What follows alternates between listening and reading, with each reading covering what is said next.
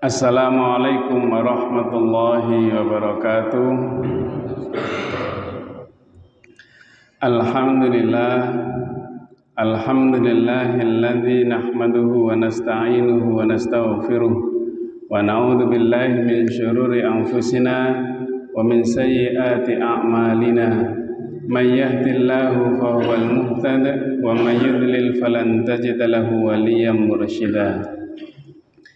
Asyhadu an la ilaha illallah wahdahu la syarika lah wa asyhadu anna Muhammadan abduhu wa rasuluh la nabiyya ba'dah.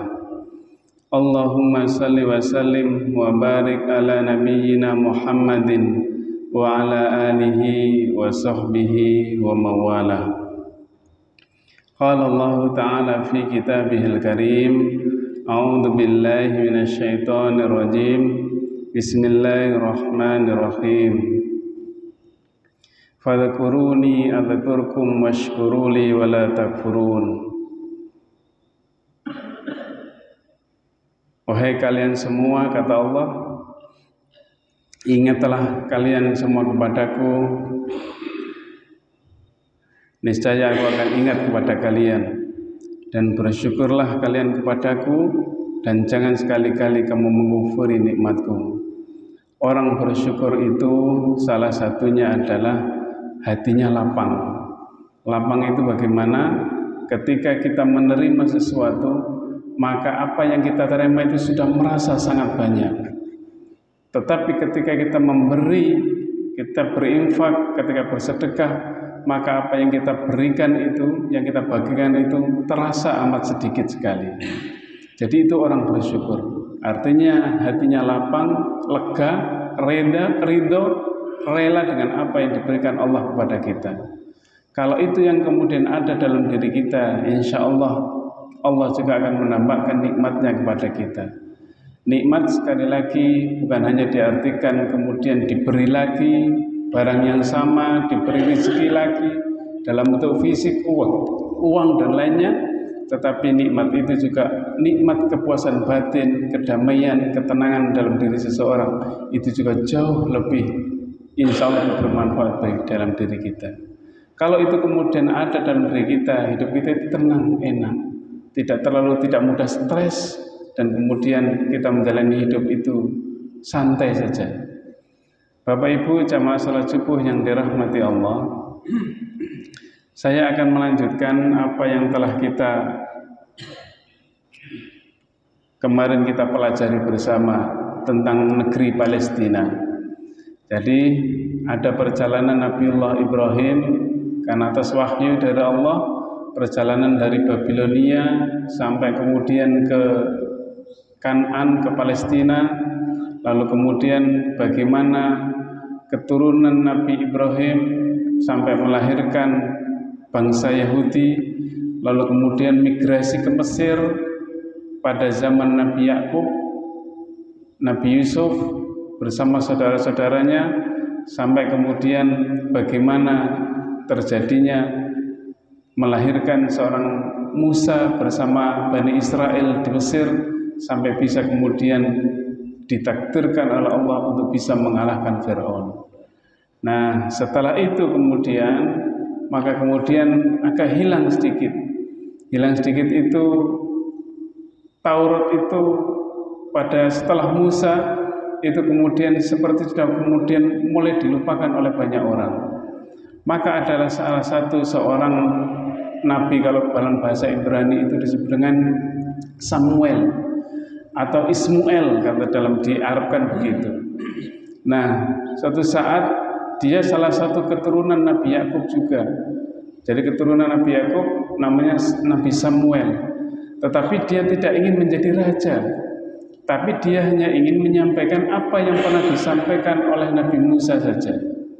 Maka pada saat itu kemudian dia memilih orang, karena waktu itu kerajaan dikuasai oleh Jalut. Bagaimana untuk mengalahkan Jalut ini? Kalau dalam bahasa Inggris itu disebut dengan Goliat. Kalau di bahasa Arab disebut dengan Jalut. Di dalam Al-Quran disebutkan. Lalu kemudian Samuel memilih orang. memilih orang dengan tongkatnya. Kalau ada orang yang tingginya melebihi dari tongkatnya itu, maka dialah yang akan menjadi pemimpin. Maka dipilih semua. Tidak ada waktu itu bangsa Yahudi yang kemudian tingginya jadi lebih dari tongkat itu. Maka ada satu yang kemudian diukur oleh Samuel ini ternyata lebih tinggi sedikit daripada tongkat yang dia punya itu. Dialah yang bernama Tolut itu. Tolut itu ada yang mengatakan hanya suka sol sepatu saja. Ada yang cuma pengembala sapi saja, pengembala kambing saja. Tetapi itulah yang dimaksudkan oleh Allah untuk bahwa itu yang akan menjadi pemimpin. Maka di dalam Al-Quran itu dia diberi bastoh. Bastoh itu kelebihan fil jism dan ilmu. Dia orang miskin, orang nggak punya, tetapi dia diberi kelebihan fisik dan diberi kelebihan ilmu oleh Allah. Maka kemudian dialah yang dianggap menjadi raja. Raja untuk melawan Jalut itu. Nah, orang-orang protes semua. Mengapa kok harus Tolut itu, orang miskin itu yang jadi raja? Bukankah kita ini lebih layak untuk menjadi raja, diangkat jadi raja? Atau mungkin kenapa kok nggak Samuel sekalian yang menjadi raja? Bukan, ini adalah petunjuk Allah yang memang harus begitu. Saya tidak untuk menjadi hanya menyampaikan risalah saja. Nah, pada saat itulah kemudian dikumpulkan orang, kemudian ada yang mengatakan sampai 10.000 tentara, dibuat 10.000 tentara dibentuk untuk melawan Jalut itu. Maka di dalam Al-Quran itu ada bagaimana ketika pasukan Tolut ini melewati sebuah sungai, lalu kemudian kamu nanti akan diuji dengan lewat sungai itu. Nanti di sungai itu kalian jangan sampai minum. Boleh minum tapi cuma satu tegukan saja. Ghurfatan biyadih. Jadi kalau cuma satu cawaan gini, kalau bahasa Jawanya itu cuma minum secukupnya saja, jangan sampai dikenyangkan. Tetapi dari sekian ribu orang itu, maka hanya tersisa kurang lebih 3.000-4.000 orang saja, 3.000 tentara dari sekian puluh tentara itu. Maka kemudian tinggal sisanya itu yang kemudian bisa menaik melawan Jalut itu. Pada saat melawan Jalut itu, maka Jalut mengatakan, siapa yang berani tanding satu-satu? Di dalam riwayat Ibnu Katsir dalam kitab Qasasul Anbiya itu diceritakan bagaimana besarnya Jalut itu. Karena orang-orang Bani Israel itu kecil-kecil waktu itu. Maka kemudian ketika melawan itu, maka ada satu yang melawan ke depan, yaitu Daud. Jadi Daud itu bukan Tolut, bukan. Daud itu adalah salah satu tentaranya Tolut yang waktu itu ingin bertarung satu-satu melawan Jalut. Kata Jalut, enggak, saya enggak ingin melawan dengan kamu, enggak mau. Saya ingin cari yang kira-kira seimbang dengan saya saja. Maka kemudian Daud dengan kemampuan ketepelnya itu, kata bahasa sekarang, ketepel itu apa? Dibel, kata madrasah enggak tahu juga. Dibelnya itu, maka kemudian dilempar di ketepel itu, kemudian Jalut mati. Nah, pada saat itulah kemudian semua tentara Tolut itu kagum dengan kemampuan Daud itu. Maka kemudian mengatakan, tapi sebelum Tolut bertarung itu mengatakan Talut dulu. Talut itu sebelum berperang melawan Jalut, sebelum mengalami perang itu pernah berjanji, siapa yang bisa membunuh Jalut, maka akan aku nikahkan dengan anak saya, dengan putriku. Maka kemudian ternyata yang bisa membunuh Jalut adalah Daud. Maka Daudlah kemudian diambil mantu oleh Tolut itu. Nah, orang-orang itu sudah kari-kari kagum, sudah kadung kagum dengan Daud itu. Maka pamornya Tolut itu kemudian lambat laun kemudian menurun, lalu kemudian Daudlah kemudian yang naik banget. Jadi Daud itu yang kita sebut itu adalah Nabi Daud itu. Tetapi tidak mesti kemudian menjadi raja begitu. Akhirnya Tolut ini, sang mertua ini, kemudian ingin menghabisi nyawanya Daud itu. Maka kemudian banyak terjadi, panjang ceritanya, sampai akhirnya Tolut ini kemudian taubat kemudian kembali ke jalan yang benar, akhirnya Daudlah yang kemudian diangkat menjadi raja. Pada saat Nabi Daud inilah kemudian Bani Yahudi mengalami kejayaan yang luar biasa, sampai akhirnya nanti diteruskan pada Nabi Sulaiman. Nah, Nabi Daud itu diberi karunia oleh Allah, diberi kemampuan untuk membaca ketika berzikir, bertasbih dengan bahasa yang sangat indah, dengan suara yang sangat ada yang mengatakan seandainya kalau saja Nabi Daud lagi bertasbih, lagi membaca Zabur, maka kemudian hewan-hewan itu akan terdiam sampai mati kelaparan katanya. Nah, ini yang luar biasa yang dimiliki, yang diberikan kepada Nabi Daud itu. Sampai akhirnya kemudian nanti banyak kisah-kisah Israiliyat yang berkembang di sekitar tentang Nabi Daud ini. Sampai nanti kemudian punya anak bernama Nabi Sulaiman. Di Nabi Sulaiman inilah kemudian juga banyak kisah-kisah yang menarik yang menjadi pelajaran bagi kita. Kemampuan Nabi Sulaiman yang bisa berbicara dengan hewan, menguasai jin, bisa semuanya dikuasai, angin. Jadi kalau mau ke mana situ naiknya bukan naik apa tapi naik angin sudah. Diarahkan angin menurut Nabi Sulaiman itu. Jadi kalau yang menarik itu saya dari kisahnya Ibnu Katsir itu. Jadi suatu saat Nabi Sulaiman itu menyaksikan, selain semut kan sudah banyak sering ya, Nabi Sulaiman itu menyaksikan 2 burung pipit, satu betina, satunya pejantannya. Pejantannya ini mengelilingi terus yang betinanya. Maka kemudian Nabi Sulaiman mendengar, bertanya kepada tentaranya, pada anaknya, pada umatnya, tahukah kamu apa yang dibicarakan oleh 2 burung pipit itu? Tidak, wahai Nabiullah, dia burung pipit pejantan itu sedang merayu burung pipit yang betina itu. Dia akan menikahi, katanya, kalau kamu mau menikah dengan saya, katanya, maka kamu akan aku buatkan, tinggal milih, kamu di gunung sana akan aku buatkan rumah untuk kamu semua. Tapi kalian tahukah, kata Nabi Sulaiman, tahukah bahwa gunung yang ditunjuk oleh burung pipit itu batunya sangat keras, yang tidak mungkin dia membuat rumah di sana. Apa kata Nabi Sulaiman? Itulah seorang laki-laki, katanya. Kalau dia lagi senang, biasanya rayuannya hal-hal yang mustahil disampaikan kepada lawan jenisnya. Nah, itu ceritanya. Jadi kalau Nabi Daud itu istrinya 100. Kalau Nabi Sulaiman ada mengatakan 800, ada yang mengatakan 1000. Nah, kalau umat kita seperti sekarang ini, jangankan 102 saja sudah pusing katanya. Jadi ini yang luar biasa. Ada banyak hal, tetapi yang saya kira yang sangat penting dari Nabi Sulaiman itu adalah bagaimana rasa syukurnya yang luar biasa.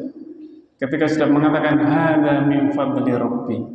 Jadi nanti kalau sudah berbicara tentang sirah nabawiyah, enaknya itu dibahas satu-satu. Dari Nabi Adam, terus Nabi Idris, siapa dan seterusnya, Nabi Nuh dan seterusnya. Itu lebih enak.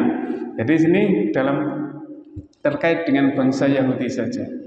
Nah, Nabi Sulaiman itu, Nabi Daud itu hidup pada abad ke-10, ke-11 sampai ke-10 sebelum Masehi. Sementara Nabi Sulaiman itu hidup pada abad ke-9 sebelum Masehi. Karena sebelum Masehi berarti kan turun-turun terus. Nah, pada zaman Nabi Sulaiman, di dalam masa kejayaannya itu, maka kemudian beliau Nabi Sulaiman itu membangun yang namanya Haikal Sulaiman atau Kenisah Sulaiman, dan sampai sekarang masih ada. Nah, Haikal itu artinya adalah tempat yang mulia. Kalau dalam bahasa Arabnya itu disebut Haram Asy-Syarif. Kalau misalnya ada yang pernah ke Palestina, ke Yerusalem, mungkin nanti lihat di sana mungkin ada. Jadi di Kenisah Sulaiman atau Haikal Sulaiman itulah kemudian dibangun tempat beribadahnya orang Yahudi. Di sana itu, di Palestina, khususnya di Yerusalem. Nah, pada abad ke-7 sebelum Masehi, bangunan yang dibangun oleh Nabi Sulaiman itu dihancurkan oleh seorang raja dari Babilonia, namanya Bahtun Nasr, atau dalam bahasa Latinnya itu disebut Nebukadnezar. Nah, ini yang kemudian menghancurkan, diratakan semua dengan tanah. Jadi kalau sudah begitu megah dibangun oleh Nabi Sulaiman, maka ini dihancurkan oleh Babilonia. Ini yang disebut dengan kehancuran pertama Yerusalem. Apa yang ditinggalkan oleh Nabi Sulaiman itu. Maka orang-orang Bani Israel waktu itu kemudian mengungsi semua ke Babilonia. Ya tidak semua, hampir semuanya kebanyakan ke sana. Nah, di Kanisa Sulaiman ini kemudian ketika hancur itu, Palestina itu diratakan dengan tanah, atau Yerusalemnya, Baitul Maqdis kalau bahasa Arabnya, itu dihancurkan dengan tanah. Lalu kemudian ada salah satu kisah di sana. Mungkin Bapak Ibu pernah mendengar seorang nabi, namanya Nabi Uzair. Uzair itu di kalangan orang-orang Yahudi disebut sebagai anak Allah. Kalau di Nasrani kan Nabi Isa yang diyakini sebagai anak Allah. Tetapi kalau di Yahudi itu Uzair, di dalam surat Taubah ada, di At-Taubah itu Uzair, itu Nabi Uzair itu yang dianggap sebagai anak Allah. Jadi Nabi Uzair itu suatu saat ketika dalam kehancuran pertama yang dihancurkan oleh Bahtun Nasir ini dari Babilonia, itu melihat rata dengan tanah. Maka kemudian di dalam surat Al-Baqarah ayat 259 itu kemudian diceritakan bahwa ketika melihat hancur itu, ketika rata dengan tanah itu, Uzair itu mengatakan, bagaimana caranya Allah kemudian membangkitkan sebuah kota itu.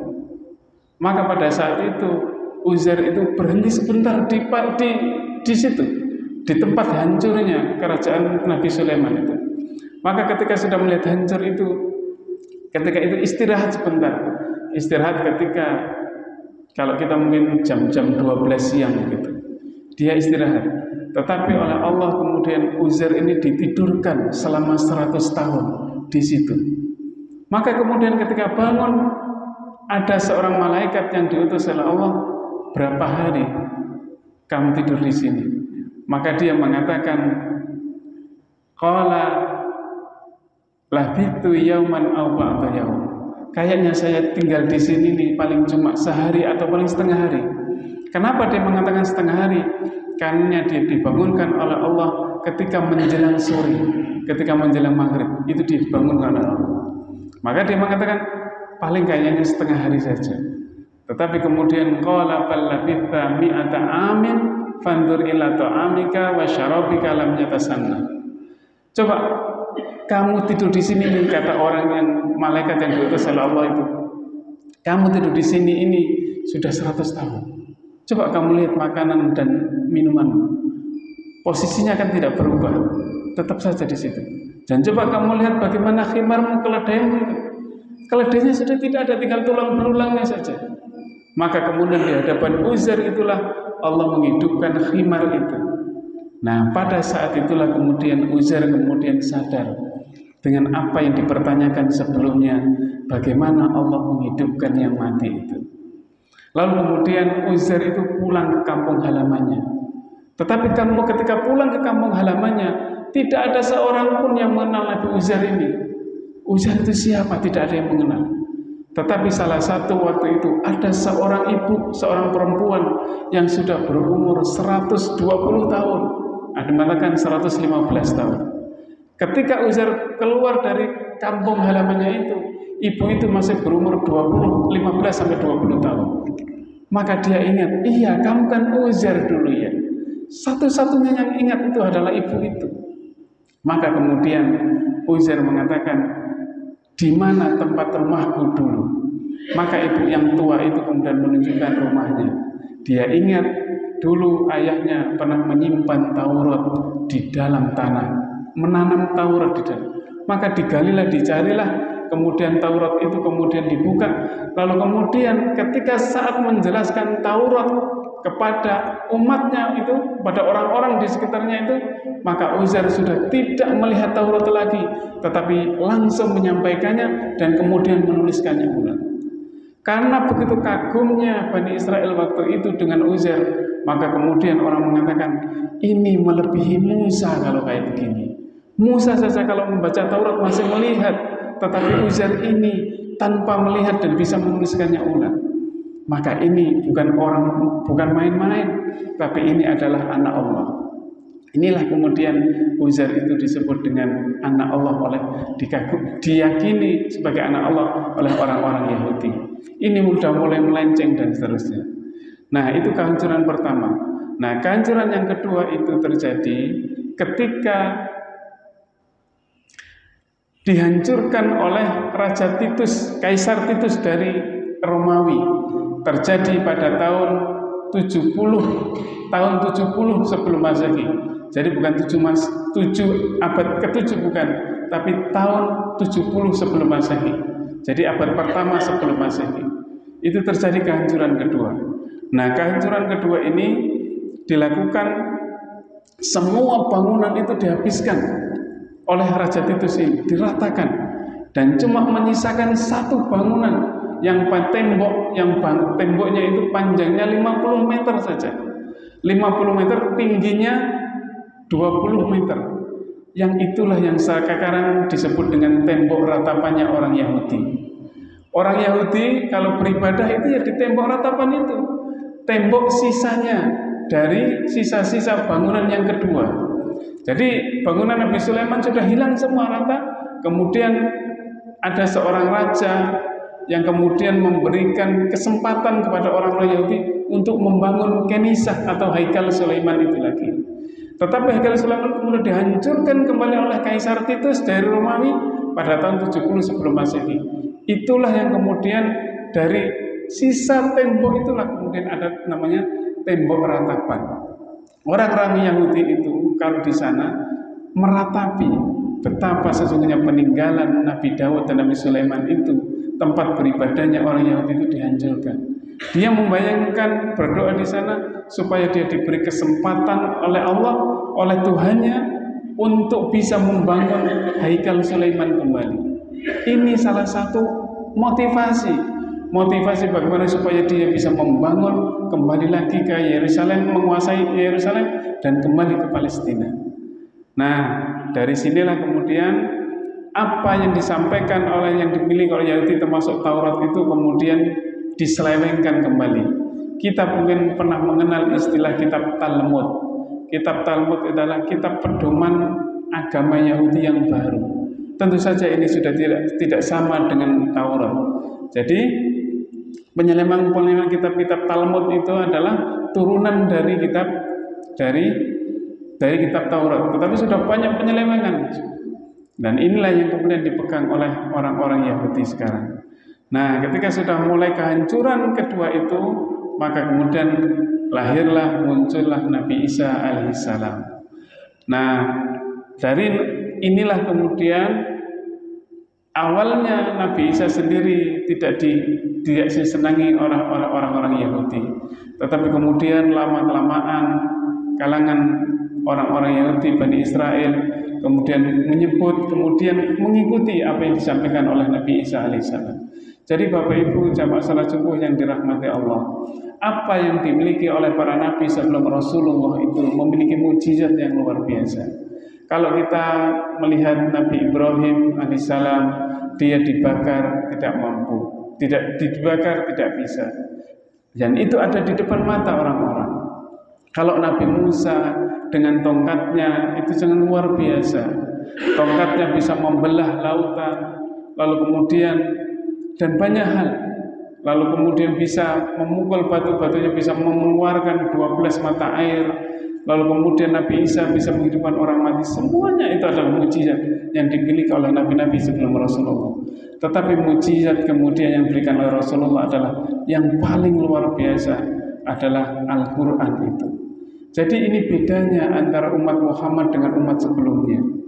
Jadi kalau kemudian awalnya kemujizatan Rasul, kemujizatan nabi dan Rasul sebelum Rasulullah itu hanya diingat di depan mata saja.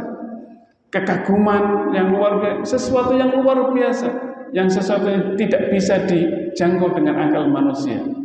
Tetapi ketika orang sudah sampai kepada Al-Quran, maka itu melebihi dari apa yang itu, melebihi dari apa yang dimiliki oleh kemujizatan nabi-nabi sebelumnya. Bagaimana keluar biasaannya, perbedaannya? Kalau sesaat kemudian kita hanya bisa melihat, kalau sebelumnya tongkat bisa melihat dan seterusnya, bagaimana ontanya Nabi Soleh dan seterusnya, maka kita Al-Quran itu menemani sebagai mukjizat sampai sekarang ini. Hanya saja salah satu yang kemudian kurang dari kita, dari umat Islam adalah karena kita kadang-kadang memang jarang mengkaji, membaca ulang, menafsirkan Al-Quran dengan sebaik-baiknya. Tentu banyak hal yang harus kita pelajari ketika kita mempelajari Al-Quran. Jadi kalau Al-Quran itu dibuat oleh Allah, diciptakan oleh Allah, supaya kita itu kalam Allah yang untuk bisa menemani kita, hidup kita sampai di akhir zaman. Dan itu yang kemudian kalau kita kaji terus menerus, maka itu akan mengeluarkan sesuatu yang sangat luar biasa sekali. Jadi kalau tadi kita membahas Nabi Sulaiman, salah satunya Nabi Sulaiman itu dulu punya istana yang terbuat dari kaca, di bawahnya dikasih ikan dan seterusnya. Lalu kemudian ketika Bilqis datang ke Nabi Sulaiman, kemudian menyingkap pakaiannya sampai kemudian terlihat betisnya. Bagaimana betisnya Ratu Bilqis itu? Betisnya Ratu Bilqis itu tidak seindah yang kita bayangkan. Nanti ceritakan di Ibnu Katsir ada. Nah, ketika itu orang sekarang melihat itu saja. Ada seorang arsitektur dari Jerman, ketika mendengar kisah itu lalu kemudian dia membuat rumah persis seperti yang ada di dalam Al-Quran dan seperti istananya Nabi Sulaiman, dia bisa masuk Islam. Itu kan salah satu kemujizatan Al-Quran. Karena dia akan memikirkan apa yang dilakukan.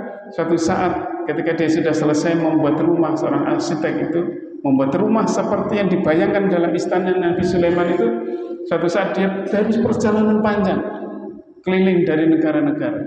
Pada saat pulang itu kemudian dia tidur di rumah yang seperti mirip dengan istana Nabi Sulaiman itu. Apa yang terjadi? Sebentar kemudian dia tertidur, kemudian sambil mendengarkan apa yang air yang dia buat seperti istananya Nabi Sulaiman itu, lalu kemudian setelah bangun tidur ternyata rasa hilangnya hilang habis semua, enak kembali. Maka kemudian berarti inilah yang luar biasanya Al-Quran menggambarkan istananya Nabi Sulaiman sampai dia masuk Islam. Jadi banyak hal orang yang kemudian bisa memasuk Islam. Saya membahas ini biasanya ketika menafsirkan surat Al-Kahfi ayat 1. Surat Al-Kahfi ayat 1 itu kan walam yaj'al lahu iwaja. Jadi tidak ada kebengkokan. Nah, banyak orang-orang yang mencari kebengkokan di dalam Al-Quran, tetapi akhirnya dia masuk Islam. Ini saya kira mungkin pelajaran aja bagi kita, bahwa kehancuran kedua, lalu bagaimana pertemuannya dengan Islam? Bagaimana pertemuan antara Palestina, Haikal Sulaiman, Masjidil Aqsa dan seterusnya itu bagaimana dengan Islam? Saya kira ini yang akan kita teruskan pada pertemuan berikutnya. Karena waktu sudah menunjukkan jam 4:45. Jadi nanti bagaimana Masjidil Aqsa dan seterusnya, lalu Masjidil Aqsa itu sudah dibangun pada nama Nabi Sulaiman, sudah ada masjid seperti masjidnya kita seperti sekarang ini. Nah, itu nanti coba kita mengkaji pada pertemuan berikutnya, terutama terkait bagaimana pertemuan antara Palestina dengan Islam ketika Rasulullah Mi'raj, Isra, Mi'raj dan seterusnya. Semoga yang sedikit ini menjadi pelajaran bagi kita.